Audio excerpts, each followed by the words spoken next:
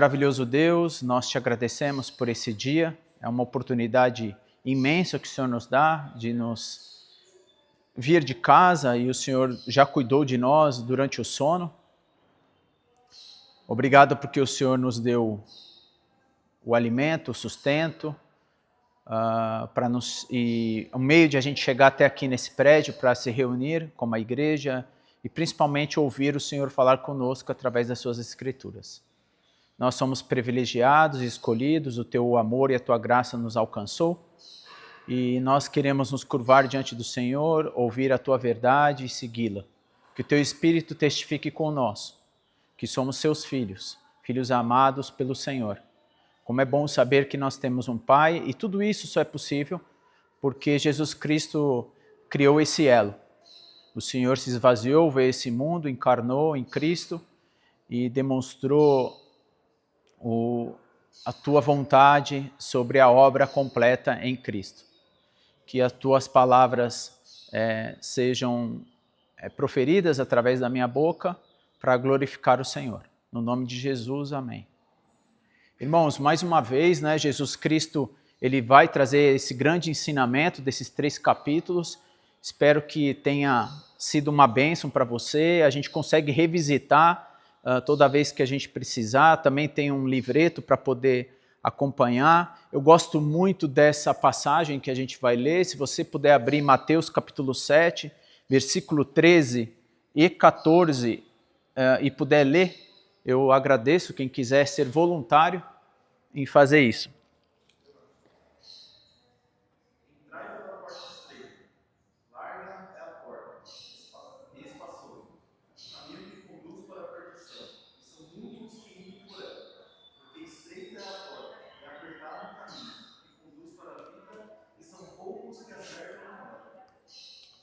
Legal.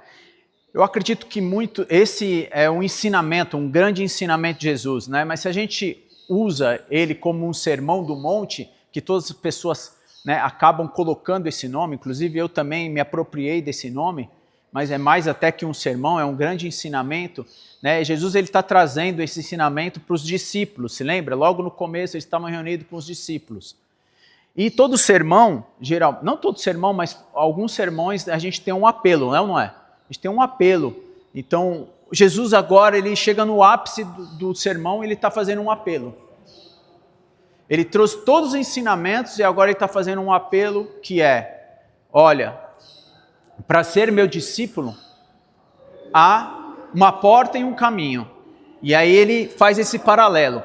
Jesus, geralmente, ele sempre tem feito paralelos, né? Então,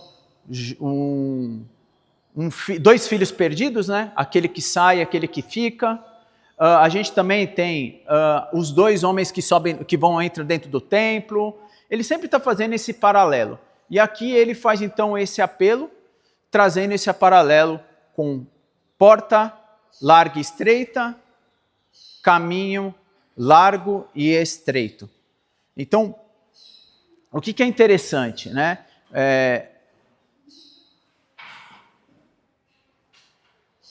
Então, o ponto de partida aqui é uma... Espera aí, só um minuto. Deixa eu abrir aqui.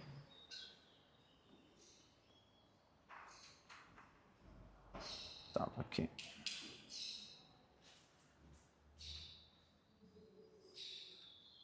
Bom, primeira coisa, assim, a gente é um corpo, a gente é uma igreja, mas a gente sabe que toda decisão ela é individual, né? Ela é exclusiva, e aí a gente tem então esse caminho estreito.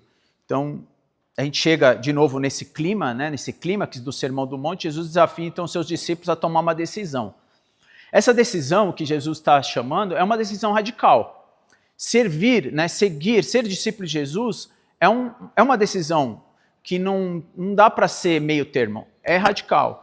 Então, ele vai falar sobre... A mensagem de Jesus é que... O que é interessante aqui? Existia e ainda existe até nos dias de hoje, né, o sincretismo. Né? Então, Jesus está fazendo assim, para ser meu discípulo, você precisa largar tudo. E não existe sincretismo e nem pluralidade, né? Ou seja, o certo e o errado, Jesus ele vai fazer um traçado bem certo, vamos dizer assim. Ele não vai ficar no meio termo, entendeu? E o que é interessante, assim, o sincretismo é uma junção de crenças, né?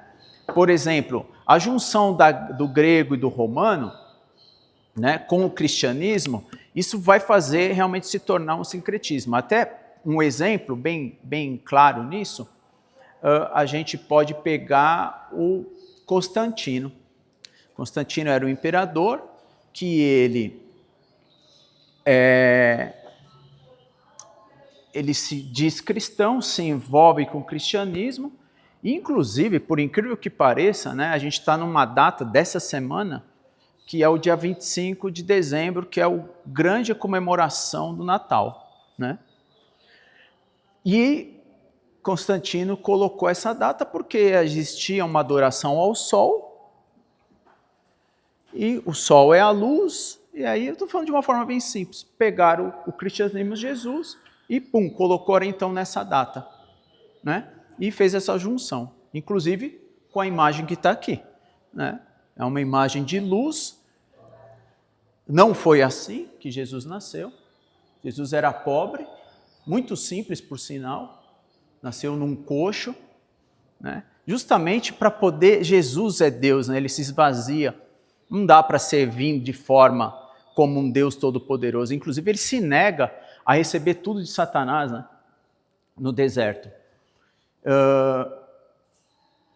Jesus é tão Deus que ele não foi nenhum governador, ele não era nenhum homem rico, e ainda assim o nome dele perdura por todas as gerações. Por isso é um dos motivos que eu acredito que Jesus é Deus, porque mostrar poder com dinheiro e o governalismo e tudo mais, isso te coloca numa história no tempo. Só um minuto, irmão, que eu vou terminar tudo, senão a gente não vai conseguir. Aí guarda aí a nota, por favor. Aí o que acontece? Essa junção, essa batedeira, vamos dizer, de a gente colocar, né, fazer aí, trazer um pouco das tradições humanas, ligado à religiosidade e tudo mais, que entra no nosso meio, faz realmente a gente, às vezes, estar nessa porta larga, entendeu? E Jesus ele é muito firme nessas afirmações, né? Então, quando eu venho aqui, por exemplo, pregar sobre o amor, né? Sobre falar que todos os caminhos levam a Deus, falar sobre prosperidade e tudo aquilo que agrada, que está além da palavra de Deus, né? Ou até fazer aí, né, uma interpretação da Bíblia para agradar as pessoas, essa não foi a mensagem de Jesus. Jesus ele é muito firme sobre o caminho, né? Então, o caráter de Deus exige um caminho a ser traçado. Então, uma porta a ser entrada, e essa porta ela é estreita.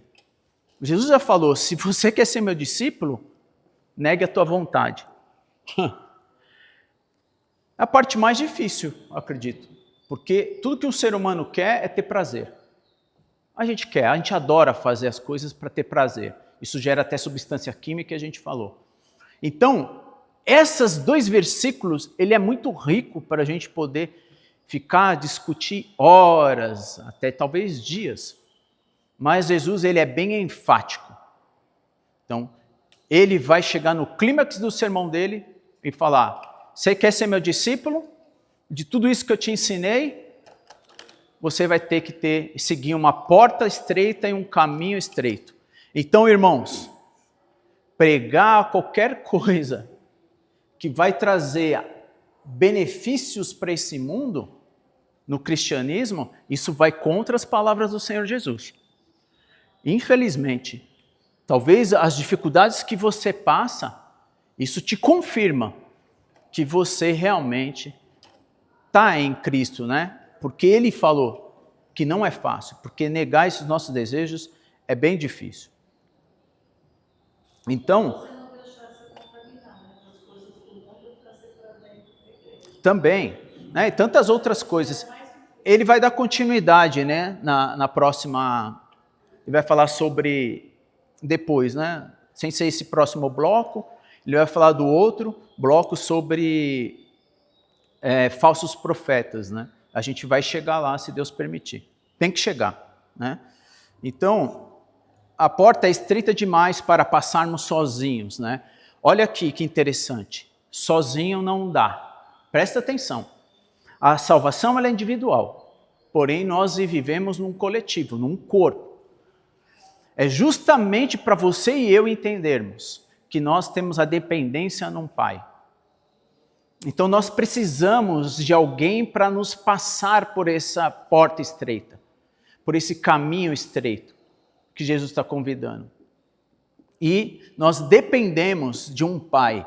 Como é bom ser um filho de Deus, porque um filho que tem uma boa relação com o Pai auxilia o filho a andar juntos. Eu acredito muito, ainda mais esse ano que me aprofundei, meditei, eu falei, como é bom você ser filho de Deus. É muito mais do que ser servo, ser um filho amado, porque Jesus Cristo permitiu que nós sejamos filhos. É gostoso ser filho, é gostoso depender do Pai. Eu vejo a minha relação gostosa com os meus filhos quando eles me ligam, pedem orientação, pedem não sei o quê, porque eles sabem que um pai passou por uma experiência. Isso é um homem sábio e não um homem tolo. O tolo é aquele que quer fazer sozinho, quer se autopromover, quer fazer aquilo, bater a cabeça. O homem sábio é aquele que vai até alguém, né, com um pai e pede uma orientação. E tudo dá certo.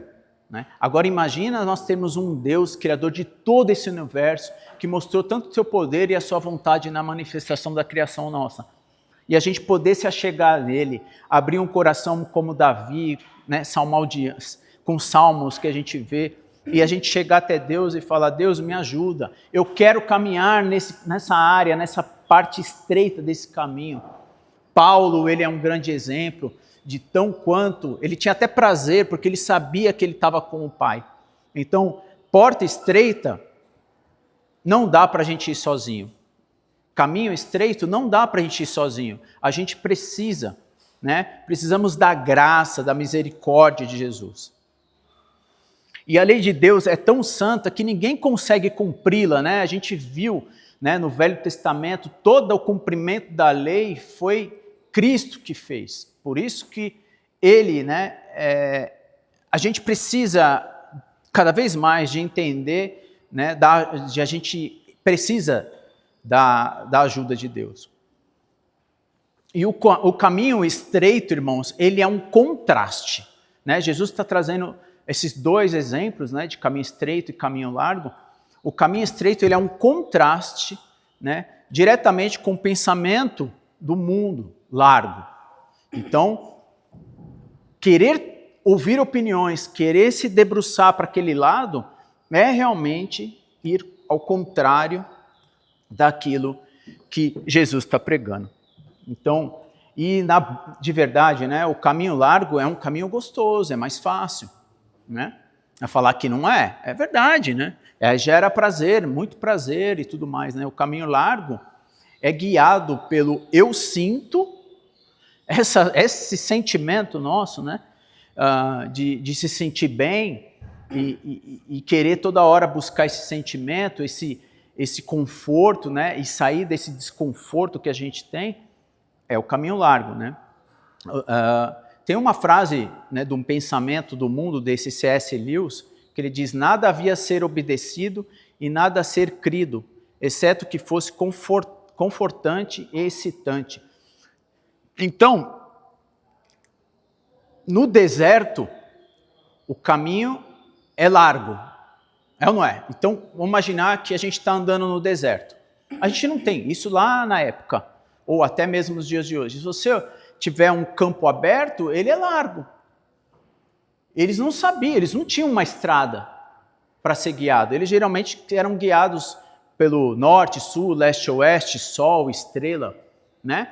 Então, para a gente chegar até o destino, a gente precisa de alguém, né, um guia. Então, mais uma vez, né, um exemplo que eu quero trazer. A gente precisa, né, de Deus. A gente precisa de alguém que nos guie nesse caminho. Bom, eu acredito que, de uma forma, até por conta do tempo, tenho mais coisas que eu gostaria de compartilhar sobre esses 2 versículos, que é muito rico para a gente poder compreender, né, sobre caminho estreito, caminho largo, porta estreita e porta larga, né? Mas, por conta disso, que eu preciso concluir esse estudo nesse capítulo 7, eu queria dar continuidade na próxima leitura, que é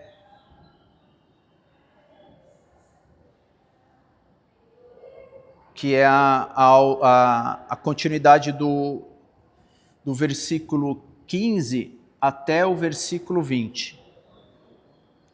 Quem puder abrir e ler, por favor. Temai dos falsos profetas, que se vos apresentam disfarçados em ovelhas, mas por dentro são lobos roubadores. Pelos seus frutos os conhecereis. Colhem-se porventura uvas dos espinheiros, ou figos dos abrolhos? Assim, toda árvore boa produz bons frutos, porém a árvore má produz frutos maus. Não pode a árvore boa produzir frutos maus, nem a árvore má produzir frutos bons. Toda árvore que não produz bom fruto é cortada e lançada ao fogo. Assim, pois, pelos seus frutos os conhecereis. Então, isso aqui não tem como, né, desligar ainda já do próximo versículo. Os próximos versículos ele vai falar sobre falsos profetas, né? E o que acontece? Que ele fala, nem todo que me disser Senhor, Senhor. Então, o que a gente poderia pensar de uma forma também bem resumida sobre esses versículos? Ter eloquência, falar bem, conhecer bem a palavra do Senhor, né? Ser um bom estudioso, falar, inclusive, ligado ao que a gente falou naquilo que a gente está vendo nesse trecho anterior, né? De poder falar para o público aquilo que eles gostam e tudo mais, isso não quer dizer que nós estamos enxertados em Cristo Jesus, né? Tem pessoas que é muito eloquente, inclusive que arrasta multidões. Como nós, que Jesus está trazendo um ensinamento aqui para a gente, como nós podemos perceber, né, se realmente nós estamos gerando o fruto, né, de Gálatas 22, o fruto do Espírito? Você vai ser conhecido por Deus, que eu acho que a coisa mais gostosa que a gente pode ouvir de Deus quando a gente encontrar com Ele, e a coisa mais difícil que a gente pode ouvir dele é que Ele não te conhece, Ele não te reconhece como filho. Ele vai ver que tudo aquilo foi em vão, inclusive você falou em nome dele, fez inclusive milagres, e como que isso vai acontecendo, né? E eu já estou emendando um pouco no versículo posterior. Se você não produz o fruto do Espírito, e não por você, mas pelo Espírito Santo que você recebeu no dia do batismo, pela qual você se declina na dependência desse caminho estreito e tudo mais, a gente vai ser reconhecido pelo fruto, e não por aquilo que a gente faz de forma externa, sabe? Jesus falou que ele quer uma oração individual, no quarto, a gente viu isso, ele vem trazendo esses ensinamentos, né? Então, o que de fato você é? E eu gosto muito de exemplificar. Se você realmente é alguém que gera o fruto do Espírito, e você sabe que Deus está com você, isso acontece dentro de casa. Começa em casa, porque em casa é sempre o maior desafio que a gente tem, e principalmente a pessoa pela qual a gente tem a maior intimidade e maior relação, que são as nossas esposas e os nossos filhos, né? Esse é um lugar íntimo, esse é um lugar onde revela se você realmente tem o fruto do Espírito. Se você de fato está ligado na videira. Então, essa tradução, essa similaridade que Jesus vai trazer, não tem como, né, você produzir um outro fruto se você está ligado àquele. Né? Em outros exemplos tem. Se você planta abacaxi, você vai colher banana?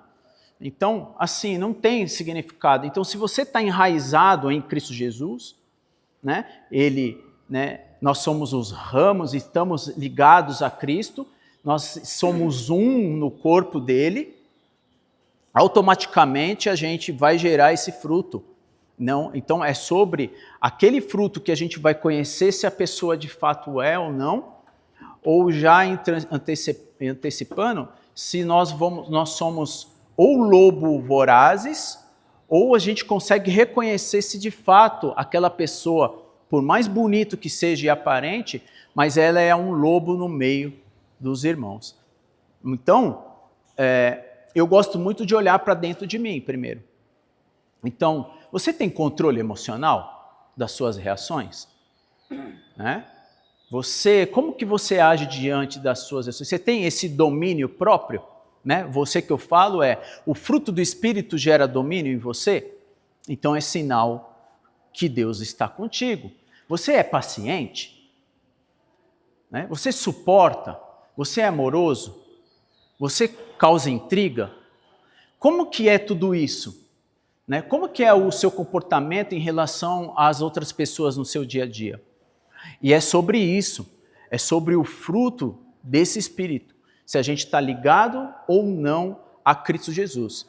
Isso é um alerta. Não estou trazendo perfeição, né? Porque nós de fato erramos, reconhecemos, nos arrependemos. Como essa semana mesmo. Eu fui atropelado por uma moto e graças a Deus eu estou aqui, mas eu falei para a pessoa, se arrependa. Porque ouvir desculpa das pessoas é um fato de a pessoa se aliviar de uma consciência do ato que ela cometeu.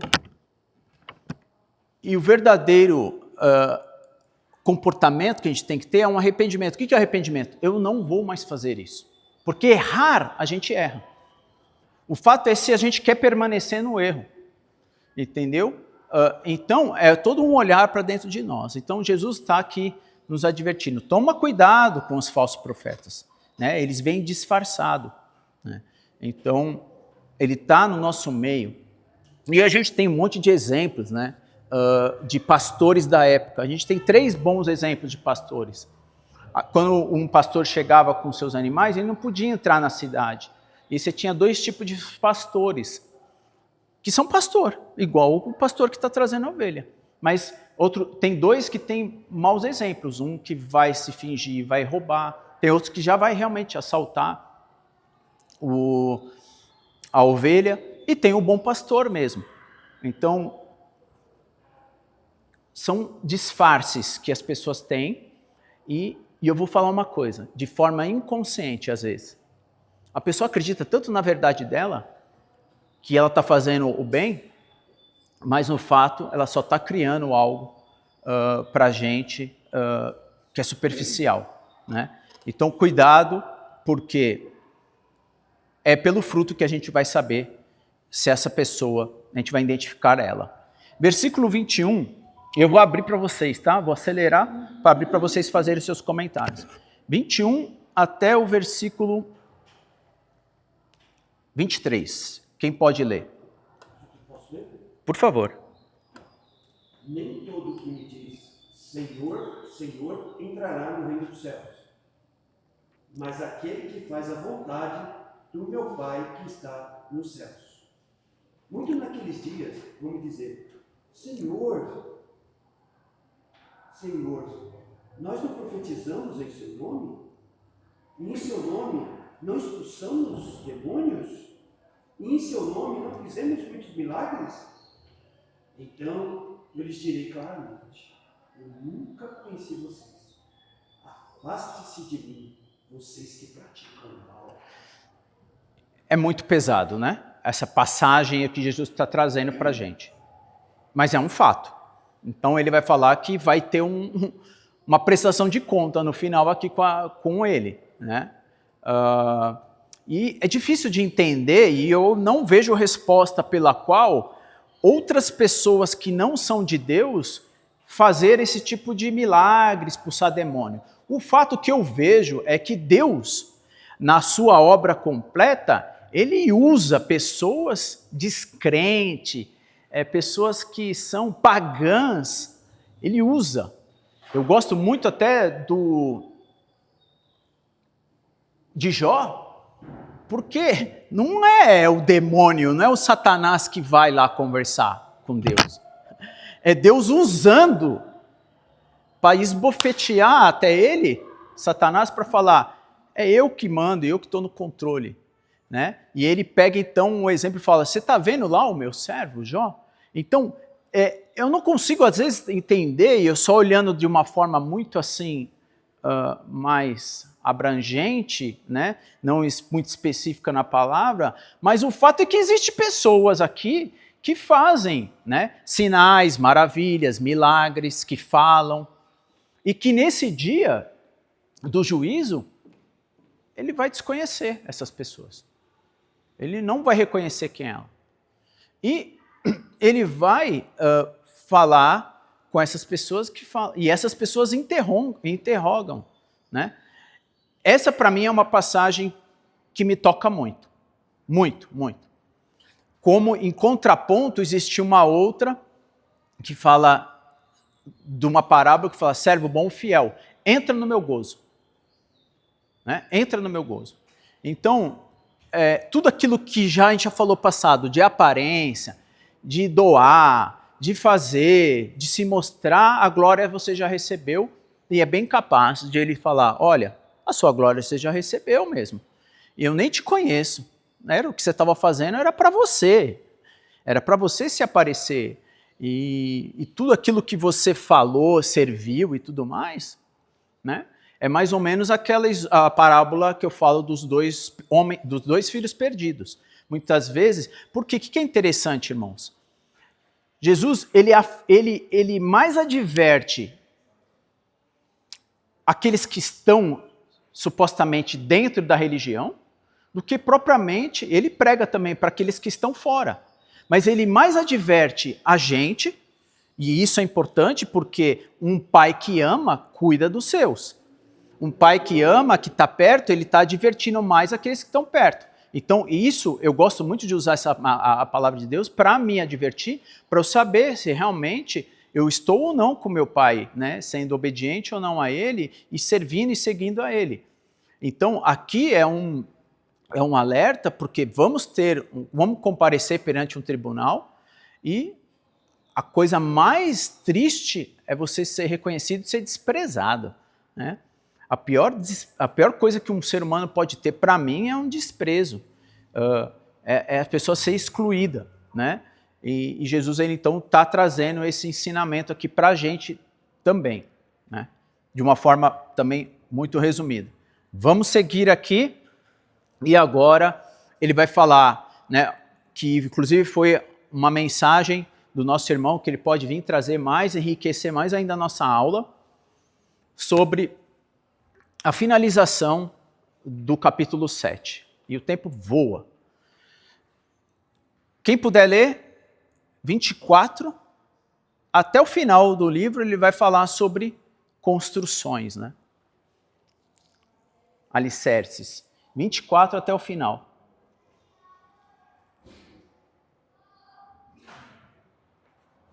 Todo aquele, pois, que ouve estas minhas palavras e as pratica, será comparado a um homem prudente que edificou a sua casa sobre a rocha.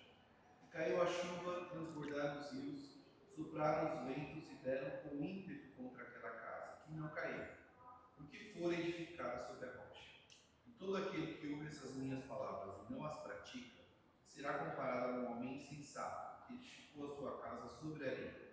Caiu a chuva, transbordaram os rios, sopraram os ventos, e deram com ímpeto contra aquela casa, e ela desabou, sendo grande a sua ruína. Quando Jesus acabou de proferir estas palavras, estavam as multidões maravilhadas da sua doutrina, porque ele as ensinava como quem tem autoridade, e não como os escribas. Maravilha, obrigado. Bom, irmãos, o que a gente pode, de uma forma também bem resumida, 2 casas são iguais, tá?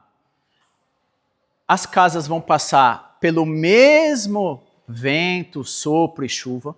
Então, qualquer coisa de ensinamento fora isso é um ensinamento errado, né? A gente já começou isso lá na porta estreita, porta larga. Então, qualquer coisa que a gente for pregar e falar, ensinar ou ouvir de alguém, algum ensinamento de que não vai ter tempestade, vento, né? Tudo aquilo que a gente vai passar nesse caminho estreito, é engano, é engano. E na aparência, como a gente acabou de ver de falsos profetas e lobos e tudo mais, na aparência as casas são iguais.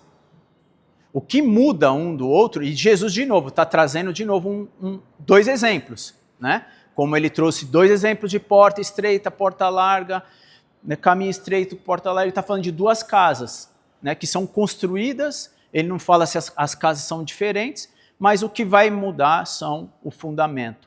Ou seja, vocês querem me ouvir? Vocês querem ser sábios? Vocês querem saber que eu sou alguém que tenha muita sabedoria? Né? Foi a segunda aula que a gente trouxe aqui, né? O contexto histórico geográfico onde Jesus estava inserido. Né? Não vamos esquecer disso. Né? Estava terrível aquele momento que Jesus inicia a sua missão. Né? Esses ensinamentos estavam todo corrompido. Sinédrio, o Império Romano, os Herodes malucos que a gente viu, tudo isso. Se você quiser, revisita a primeira aula que está gravada e a gente vai entender todo esse contexto. Tanto prova que quando finaliza as pessoas ficam admiradas. Porque Jesus, ele tinha o poder, né? Através da palavra de Jesus, o mundo foi construído. Jesus é Deus, né? A gente vê a divindade e a sabedoria dele. Você quer ouvir a sabedoria do Senhor?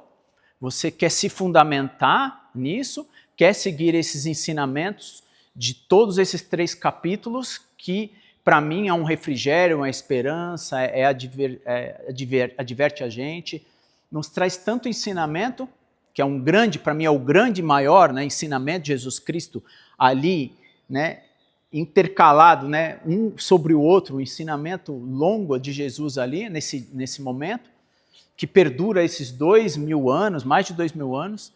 Você quer que esteja no teu coração, você quer estar fundamentado em Cristo Jesus, você quer construir a sua casa aonde ela está alicerçada, porque no mundo terás aflição. Jesus falou.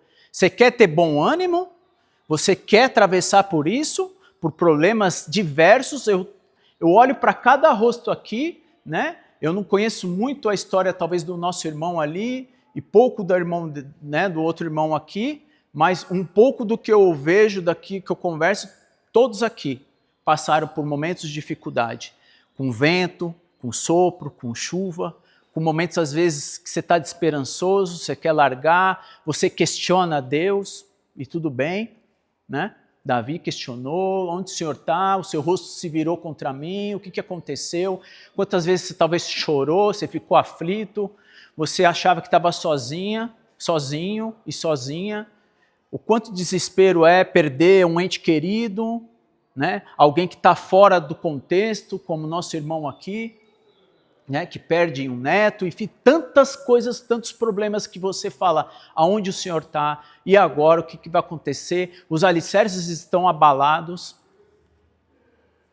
e você fala, eu estou firme no Senhor, eu quero ter bom ânimo, porque o Senhor me dá esperança, porque o eterno está no meu coração, e viver o caminho estreito é já viver na eternidade. Viver o caminho largo já é viver na morte do pecado já agora. Não faz sentido se você não compreender que Deus está com você, que o Espírito do Senhor está com você e que você já vive a eternidade. Você já é salvo, mas ainda não. Estar com Cristo é ter esse gozo e não olhar para as coisas desse mundo, mas não compreender que o evangelho não é lógico, O evangelho é totalmente subjetivo. É alguém que te bate e você trata com amor. É o fruto do Espírito gerando em você isso. E você vê que não vem de você e vem do Senhor. E tudo aquilo você fala, nossa, isso não sou eu quem vive, mas é Cristo que vive em mim. E você vai vendo essa manifestação de Deus na sua vida, e Deus vai se glorificando, você vai sendo o sal, você vai sendo a luz desse mundo, para glorificar o Senhor, para que as pessoas possam entender e ter a vontade de que Ele realmente é o teu Pai, e Ele quer também se aproximar e se converter e ter uma nova vida, para ser parte com você nessa unidade do corpo. Então, esse fundamento, essa casa, essa raiz, ela tem que estar fundamentada aqui, irmãos. Primeiramente aqui. Porque aqui gera fé. Aqui você entende quem é seu pai. Aqui você sabe conversar com ele orando. Aqui você consegue negar a sua vontade. Tudo começa na palavra de Deus. Você e eu devemos dar valor. Isso aqui vale mais, isso aqui é eterno. A palavra do Senhor é eterna. Se tem algo melhor na sua vida que você pode jogar tudo fora, menos isso, é a palavra do Senhor. Ela que nos transforma. Ela que me transforma. Ela que vai te transformar, né? Eu estou lendo esse ano a Bíblia como um todo e a minha mensagem inicial é: transforme a sua vida em um ano, lendo a Bíblia, de capa a capa. E eu vejo a transformação na nossa vida, na vida daquele que se debruça diante do Senhor. Eu não estou dizendo isso para minha glória, mas eu estou falando que a glória do Senhor vai manifestar na nossa vida, se a gente estiver alicerçado na mensagem de Senhor Jesus, que perdura todos esses anos, né? A obra completa de Deus está em Cristo, que estava lá no princípio, que todas as coisas foram feitas por Ele, por intermédio dEle, e que Ele veio até esse mundo para nos dar ensinamento, e que nos está trazendo esse ensinamento no dia de hoje, né? Que esses 3 capítulos de Mateus, esse grande ensinamento de Jesus, possa estar no seu coração, no meu coração, para o resto da nossa vida, para que um dia nós chegamos diante do Pai e Ele falar: servo bom e fiel, entra no gozo, né? Você é meu filho amado, você se negou, você quis estar comigo, eu vi o fruto, eu vi o Espírito Santo agindo na tua vida, você se diminuiu para que eu pudesse crescer, né? Todas essas palavras possam realmente ser vivas, e mais do que isso, irmãos, prática. A nossa vida, ela é uma vida de ação, de prática, desde aqui de dentro e ao sair daqui de dentro. Como que é a sua relação na sua casa, no seu vizinho, no seu dia a dia, para que a glória do Senhor seja manifestada na sua vida, sendo sal e luz a esse mundo. Que Deus nos abençoe, e eu abro aqui alguns minutos que resta, muito pouco, para que vocês façam os comentários. E eu quero agradecer muito, primeiramente a Deus e vocês que compareceram aqui, e que está gravado, se vocês quiserem, está lá no canal para poder ouvir. Não tenho a verdade, eu estou extraindo parte do ensinamento. Isso aqui me ajudou muito, porque toda aula que eu venho trazer, primeiro eu quero meditar, orar, olhar, ver na minha vida o quanto a palavra de Deus vem me transformando. Não tenho a razão, eu só queria compartilhar com vocês esses ensinamentos de Jesus e a gente poder se enriquecer nele. Talvez você enxergue ou olhe de uma outra forma, mas que Deus nos abençoe nessa jornada. Espero que o ano que vem a gente tenha novos professores para que a gente possa aprender cada vez mais e que aqui se enriqueça, né, em espírito do Senhor. Mais alguns minutos, por favor, acrescentem, enriquecem, contrapõem, enfim. Pergunta. Por favor. Duas, né, cara? Você falou sobre o lugar onde Jesus estava, né? A arqueologia é uma ciência nova, né? As pessoas quase não veem arqueologia. Então, o pessoal que estuda, né, arqueologia estão indo lá para Israel, na Galileia, Cafarnaum. Então, dizendo que, meu, que cidadezinha pequenininha. pobre, difícil, que é onde Jesus nasceu, né? Belém, Belém é uma cidade muito pequenininha, né, comparado. Como é que pode, de Belém, daquele local, o mundo conhecer Jesus, né? O ministério de Jesus se tornou tão grande, mas com aquela cidadezinha pequenininha. Que é aquele ponto lá que eu queria... Sim. Que ele é Deus, né? Ele é Deus. Essa é a prova. Você falou que foi uma prova, né? Eu só queria concordar. Amém. Porque falar que o cara é Deus quando ele tem um governador, um presidente ou tem muito dinheiro, isso Jesus não teve nada disso. Nada disso. Nada. Muito pobre e muito simples. E quando ele fazia milagres, ele se escondia, né? Ele ficava fazendo alarde. Até falava, olha, não precisa falar para ninguém. Vai chegar meu momento, né? Aí a segunda coisa que é rápida que eu vou falar é sobre aquelas pessoas que expulsam demônios, que fazem milagres, né? Que profetizam, né? Jesus está falando dos falsos mestres, né? Sim. Então ele está tirando o foco dessas coisas. Porque nós, seres humanos, nós gostamos do espetáculo, né? Do sobrenatural, das coisas. E profetizar, expulsar demônio e fazer milagres é sobrenatural, é uma coisa que chama a atenção. Mas Jesus está falando que para mim saber se a pessoa é um falso mestre ou não é nessas coisas, nos espetáculos. É no fruto. É no fruto do Espírito Santo. Ele só está tirando foco. Por isso que ele fala, olha, nem todos que me dizem Senhor, Senhores, estão salvos. O mais misterioso é que essas pessoas de fato fazem. Agora, como isso? Porque Deus ele é grande, ele é poderoso e ele permite. Como que essas pessoas fazem? Aí a gente não tem muito uma resposta exata. Aí só pode ter uns... Não é o que faz isso. O verdadeiro mestre é aquele que dá fruto do Espírito Santo. Isso. Esse é o foco. E a gente precisa entender que, mesmo vendo o sobrenatural, porque existe o sobrenatural, ele não está descartando, a gente precisa saber se aquela pessoa tem ou não o fruto do Espírito para você falar, opa, filtro ou não. E isso a gente pode ir muito além, né? Porque profetizar é falar de Deus. Então, eu posso ser um falso profeta se eu não tiver o fruto do Espírito. Eu posso desviar e estar no nosso meio. E isso acontece no meio do cristianismo. Jesus está falando e alertando para nós, para a época e para nós. Condenado. Então, dá uma olhada. Se o cara falar que é profeta, toma cuidado, porque o profeta ele traz palavra de Deus nova. Não existe palavra de Deus nova. Não. Então é meio estranho você falar, eu sou profeta. Peraí, nós somos evangelistas. O evangelista ele repete o que o profeta falou. E os apóstolos ele só repete. Ele não ensina coisa nova. Que então, vai além. Isso é uma dica. Maravilha. Se a pessoa trouxe coisa nova e está a mais do que a palavra de Deus, ele não é Deus. Mas eu acho que você há de concordar, porque tem pessoas que usam a própria palavra como Satanás. Isso. E você consegue no meio fazer uma divisão. Tanto prova que Constantino é um exemplo que eu trouxe no início. Né? Eu me envolvo, trago esse Natal, por exemplo, que muitos acham que é pagão, enfim, né? E coloco uma data subjetiva, trazendo uma adoração a um outro tipo de Deus. E eu entro no meio, faço essa mistureba e a gente vai vendo ao longo dos anos como é isso.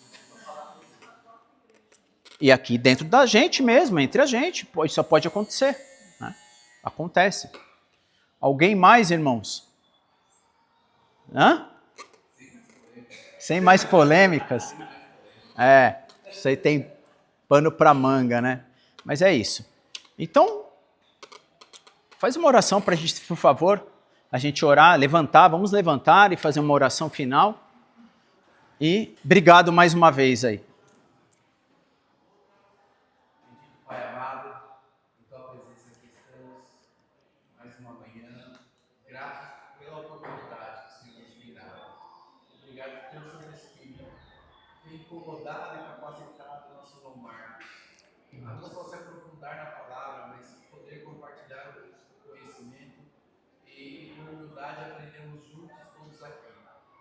Esse é o nosso desejo, Senhor, aprender mais de Ti, conhecer mais de Ti, firmar os nossos fundamentos no mais profundo, que é a rocha, Sim, e não superficialmente. Amém, Pai. Que o Senhor possa nos instruir preparar os irmãos, aqueles que ainda não aprenderam, que tenham essa oportunidade, que o teu Santo Espírito também os toque, para que essa porta continue aberta, para que esses momentos de escola, de aprendizado da tua palavra continue, para que o nosso louvor, o nosso culto e o nosso serviço de adoração sejam do teu agrado. É isso que te pedimos, pouco antes de começarmos o nosso serviço a ti, Senhor. Em nome de Jesus que oramos e agradecemos. Amém. Amém. Mais um recado, irmãos, semana que vem, domingo que vem, não temos aula. E é bem provável que janeiro também não, como foi do ano passado, tá? E eu encorajo os irmãos a terem mais irmãos para fazer isso, tá bom? Que isso sirva de recado aí na hora do aviso. Depois eu vou online lá pra gente organizar o ano que vem. Se